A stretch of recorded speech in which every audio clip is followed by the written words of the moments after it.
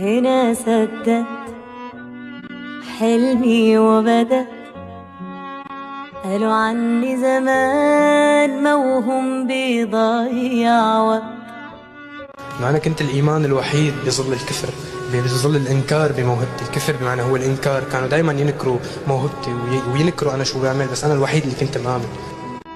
لا يوم سلمت ولا استسلمت، دايما كان عندي هذا الإيمان إنه أنا حصير. ووقعت وقمت وامبارح غير دلوقت. من 2 ونص بالظبط كنت عم فكر كيف جيب حق المايكروفون تبعي انا وعم بشتغل على الجلي. بعد 2 ونص فضل من رب العالمين رافع اسم بلدي. هنا قلبي من جوا ده اللي بيديني القوة، في طريقي مشيت وأديني ثبت. أنا من هذا الجيل، أنا من هي البلد، أنا من هذا المكان، أنا هي قصتي، أنا هي حكايتي، أنا عملت، أنا قدرت. واللي زمان ضحكوا عليك شوفهم دلوقتي بيداروا بصفهم، وهو راهنوا عليك تخسروا كسبت. ببساطة إني أفتح الكاميرا وأحكي.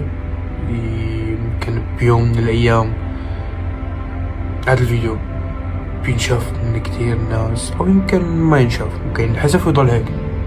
بس بكل الأحوال أنا لازم أفضل الأشياء اللي بقلبي.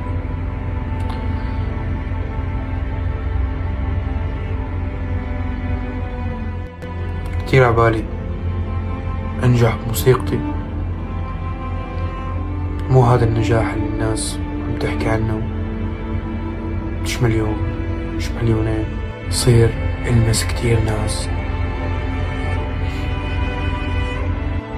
ما بعرف إذا الناس حتقبلني بعدين مع الوقت، ما عندي فكرة.